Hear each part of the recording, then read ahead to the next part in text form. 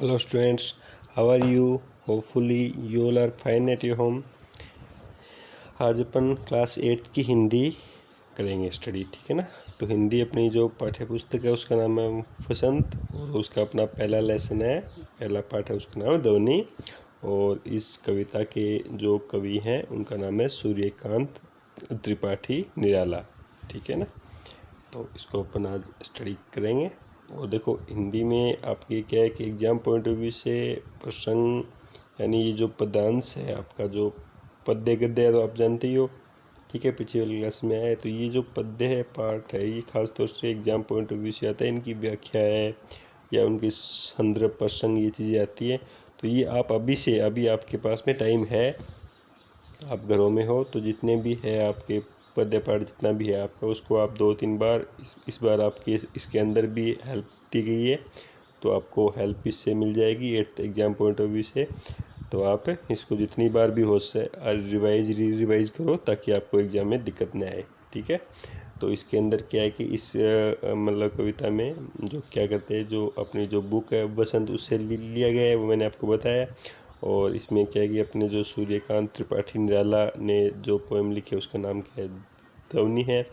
और इसके अंदर क्या किया गया है, इसमें जो पोएम के अंदर जो कवि ने क्या है कि कुछ उनके आलोचक है वो ये मानते हैं कि कवि का काव्य जीवन अभी समाप्त हो गया है, ठीक है ना। वो उनकी आलोचना करते हैं, तो उनको एक कड़ा जवाब भी देते हैं वो इसके माध्यम से।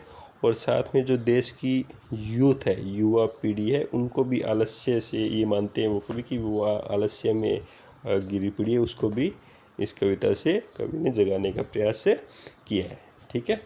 अब देखिए, अभी न होगा मेरा अंत,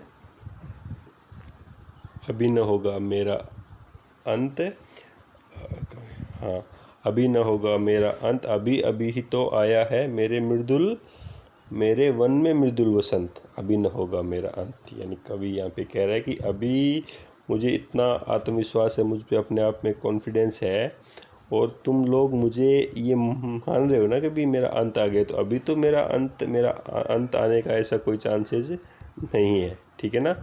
अभी तो मैंने ये मानो कि शुरुआत की है, अभी तो मैंने एक अपनी जो लेखन कला है, या आप मुझे ये मानते हो कि आपने जो आप अपना जो नीरस होते जा रहे हो, ठीक है ना। तो ऐसा कुछ नहीं, अभी तो मैंने अभी इनिशिएटिव लिया है, शुरुआत ही की है, ठीक है ना। अभी तो मेरा अंत होने का चांस, जैसे कि मेरा वन के अंदर मृदुल वसंत आता है ना, जैसे वन में जो बसंत ऋतु आती है, और वसंत ऋतु आते ही वन का जो सारा माहौल है वो चेंज हो जाता है, हर जगह हरियाली हो जाती है, खुशियाँ हो जाती है, वातावरण वो बिल्कुल क्या संगीतमय हो जाता है, ठीक है ना। तो उसी हिसाब से अभी तो मतलब मेरी जो अंदर की जो कला है उसके अंदर वो वसंत आना बाकी है, ठीक है ना। वो तो आया ही है, मानो अभी आया ही है, उसका जो स्वरूप आपको देखना है वो तो अभी मतलब बाकी है। तो आप मुझे किसी प्रकार से अंडर एस्टिमेट नहीं करें। जैसे कि वो आने पे जो मतलब बसंत के आने पे चारों ओर का जो वातावरण है वो बिल्कुल ही बहुत अच्छा हो जाता है, उसी प्रकार मेरे मन में क्या है कि आशा और उमंग का संचार हुआ है, और जिससे मैं वो जो मेरी कविताओं के माध्यम से मैं उसको प्रकट करूँगा, और जिसका अंत है वो कभी भी संभव नहीं है, ठीक है ना। तो मेरी जो कविताएं हैं तो उसका अंत कभी भी संभव नहीं है, बस यूँ ही भी कभी सावन कभी पतझड़ आते रहते हैं, तो वो चीज़ है, ठीक है। हरे हरे ये पात, डालियाँ कलियाँ कोमल, गात, गात क्या होता है, शीर होता है, ठीक है। मैं ही अपना स्वपन मृदुल कर, फेरूंगा निद्रित कलियों पर जगह एक प्रत्युष मनोहर, ठीक है ना।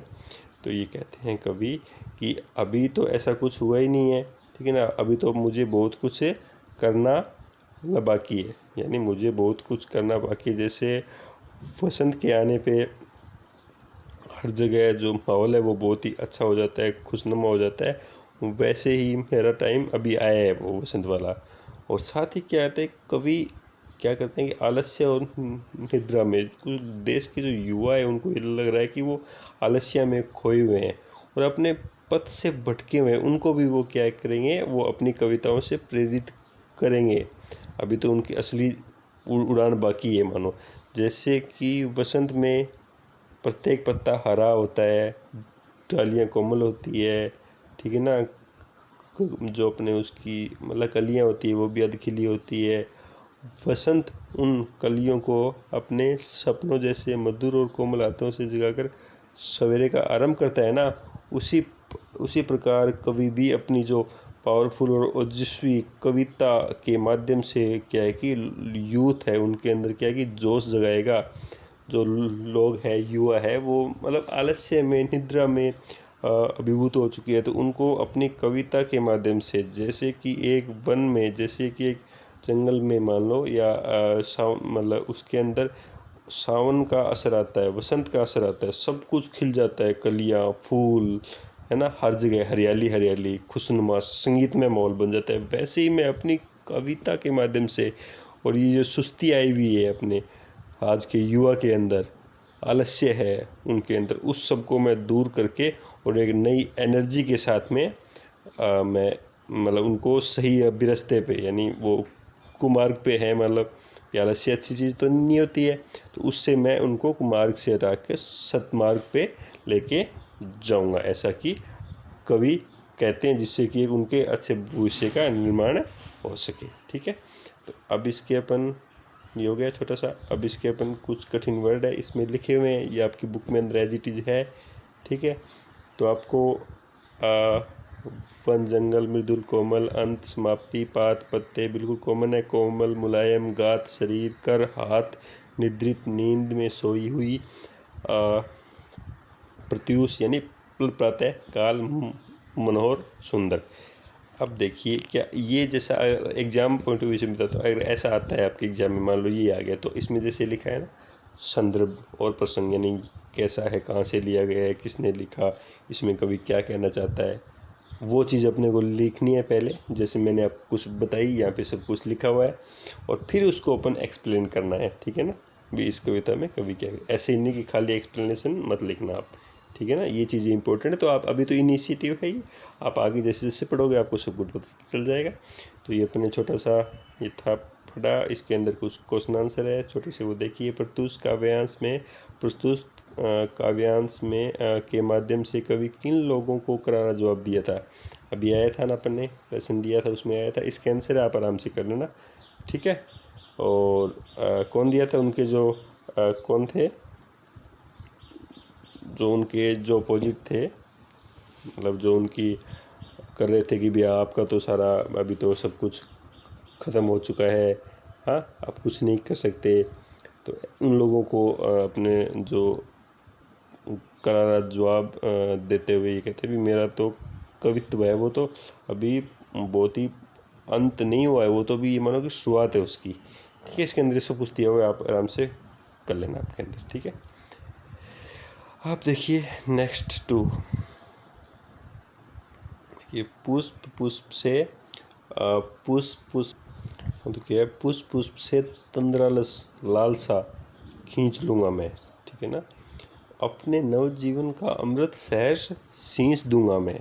ठीक है, द्वार दिखा दूंगा फिर उनको, है मेरे वे जहाँ अनंत, अभी न होगा मेरा अंत। कवि कहता है कि मैं जैसे एक सावन आता है और उसके अंदर जितनी भी मतलब कलियाँ या फूल पत्तियाँ सब क्या हो जाते हैं, मुरझा जाते हैं, उससे पहले क्या हो जाते हैं, मुरझा जाते हैं। और उस सावन के आने से, बारिश के आने से वो सब क्या है, उसके अंदर एक एनर्जी आती है और वो खिल जाते हैं। ठीक है ना, तो जैसे सावन की आने से पुष्प का आलस्य जैसे खिंच जाता है, वैसे ही मैं अपनी कविताओं के माध्यम से लोगों के, युवाओं के खास तौर से अंदर जो आलस आया हुआ है, ठीक है ना, उसको मैं दूर करके नई स्फूर्ति, नई एक ऊर्जा का संचार करूँगा मैं। ठीक है ना, और जिससे कि वो है मैं अपनी ऊर्जा का संचार करूँगा, और जिससे वो कि अपने देश के लिए, अपने समाज के लिए और अपने खुद के लिए क्या कि कुछ कर सकेंगे। पॉजिटिव एनर्जी उनके अंदर जनरेट होगी, और जिससे कि समाज का, अपने जो भी समाज का उद्धार होगा।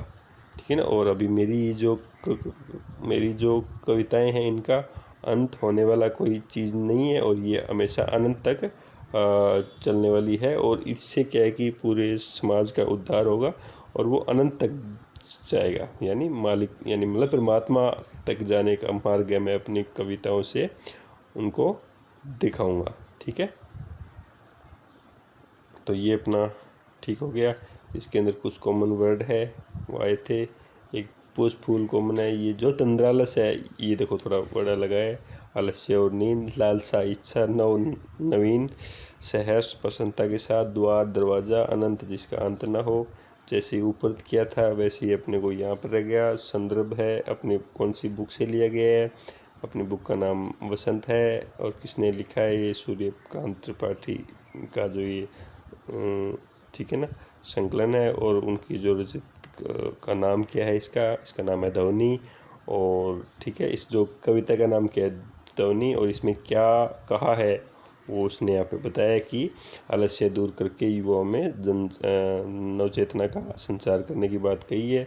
और कवि ने क्या एक्सप्लेन किया है वो यहाँ पे आपको लिखना है। ठीक है ना, तो ये बिल्कुल ईजी सा है, आप एक दो बार देखोगे, इसके अंदर सब कुछ दिया गया है आपकी हेल्प के लिए। और इसके वर्ड मीनिंग पूरे एज इट इज़ जितने वर्ड मीनिंग है वो आपको अपनी फेयर नोटबुक में करने हैं। ऊपर वाले के अंदर इसमें 4 क्वेश्चन आए थे, ये 4 इसमें 8 तो ये आपको करने हैं अपनी फेयर नोटबुक में। और ये पाठ्य पुस्तक के जो प्रश्नोत्तर है ये आपके 1 2 3 ठीक है ना, ये करने हैं। तो 4 8 और 3 11 आपके हो गए क्वेश्चन। और ये हो गया आपके वर्ड मीनिंग, ये आपको अपनी फेयर नोटबुक में करने हैं। और ये आगे ये कविता के आगे से ये चीज़ें ये आपको अपनी फेयर नोटबुक में नहीं करनी है, ओनली आपको याद करनी है। ठीक है, और जितने भी इसमें क्वेश्चन आंसर है उसको आप एक बार क्या करके देखोगे, 2-3 बार क्या करोगे, रीड करोगे। और ये लेसन अपना फर्स्ट यहाँ पे ख़त्म होता है। आगे वाला लेसन है लाख की चूड़ियाँ, वो अपन कल या परसों करेंगे। ठीक है, तो अपना फर्स्ट लेसन है वो आपको अपनी फेयर नोटबुक में राइट करना है और अच्छे से लर्न करना है। ठीक है, okay class 8, thank you, have a nice day.